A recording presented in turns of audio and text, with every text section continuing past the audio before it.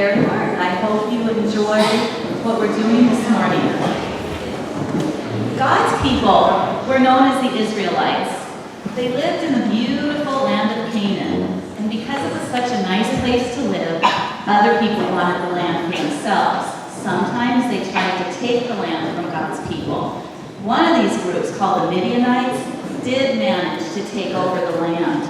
Well, God wanted a leader for the Israelites who would help him. So this is the story about Gideon, the man God knew was the right person.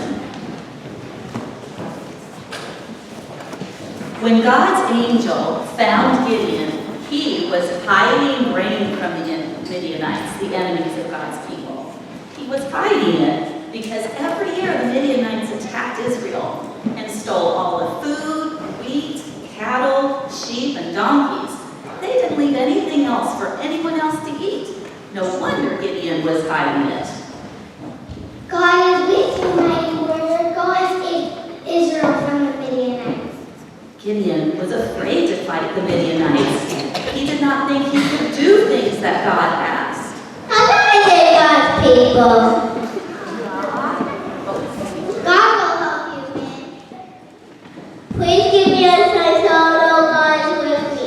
I'll wait for a sheep on the ground, and in the morning, make the wool wet, but keep the ground dry. Then I'll know God is with me.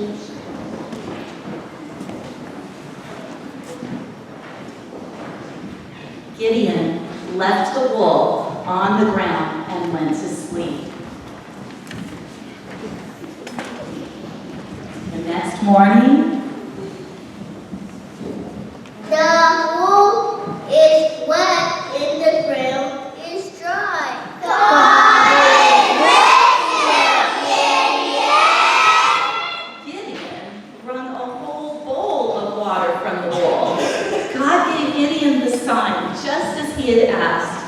But even though God had given this sign, Gideon was still not sure. To know for sure if he was to be the one to save God's people, he asked for another sign. I'll leave the wool on the ground again, and in the morning, make the wool wet, dry, but make the ground wet. Well, once again, Gideon left the wool on the ground and went to sleep. The next morning, the wool is dry and the ground is wet. God is with you, God made all these things happen just as Gideon had asked. So, Gideon put together a big army. How join my army?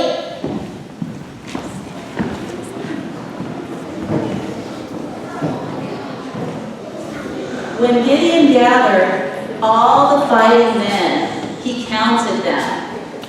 Gideon had lots of men, but there were many more Midianites. Then God spoke to Gideon. He said, Gideon, your army is too big. Well, God did not want his people to brag. He wanted them to know that they could not win by themselves. With a small army, they would have to trust God. So God told Gideon to send home any men who were afraid. Those who are afraid may leave.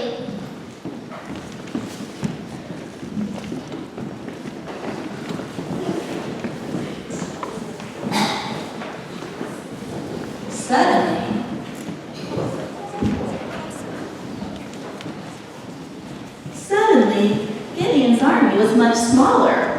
How could he fight an army that was too big to count? But Gideon was in for another surprise. God spoke again, this time saying, Gideon, your army is still too big. Still too big! Well, Gideon didn't understand. He didn't think his army was too big, but he obeyed God. He trusted God. He believed God knew best. God told Gideon to send the remaining men to get a drink of water. He told him to separate those who lacked water in their hands from those who put their faces in the river.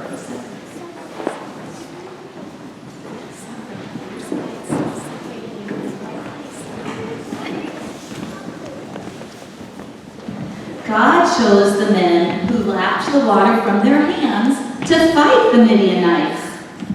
The rest of you may go home. Well, what could such a teeny tiny army do against such a big army? Nothing, without God's help. Gideon still trusted God to help him win, and with God's help, they would win.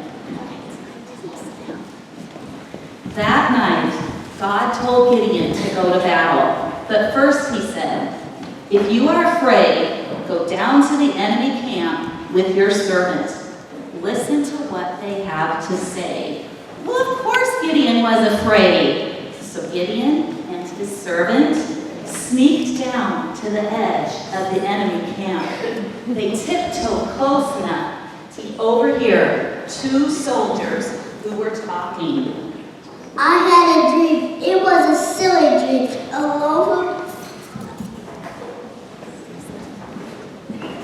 A loaf of bread bounced into a cave and knocked the tent over. Can you imagine that?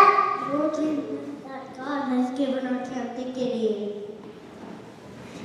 When Gideon heard that, he could hardly keep from jumping and shouting. He quietly worshiped the Lord and then hurried back to his little army. It didn't matter if he had 3 men, 300 men, or 3 million men. God promised he would win, and God would keep his promise. When Gideon arrived back at his camp, he commanded, "Get up! The Lord has given the enemy into our hands." Gideon gave each of his fighting men a trumpet and a jar with a burning torch inside.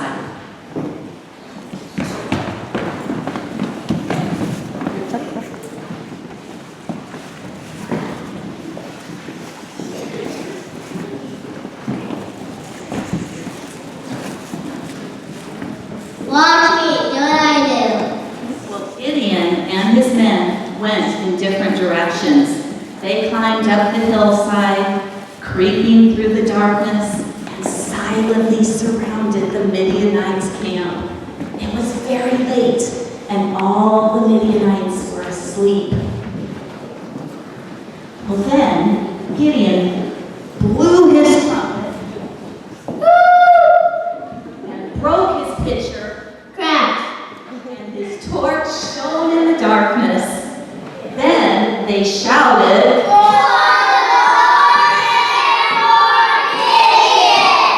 The Midianites had no idea what was going on. They stumbled from their tents. They were terrified. There was so much confusion inside the camp that the Midianites began to fight each other. In the darkness, they did not know that they were fighting their own men. Then they tried to run away.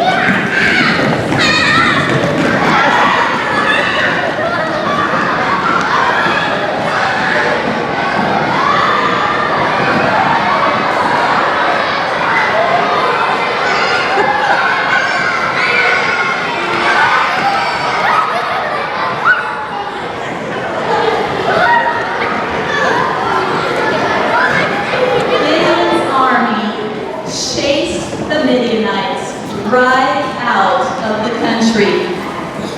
God had kept his promise, and he let Gideon win the battle. His little army had a great big victory. The people of God were safe at last, and they praised God.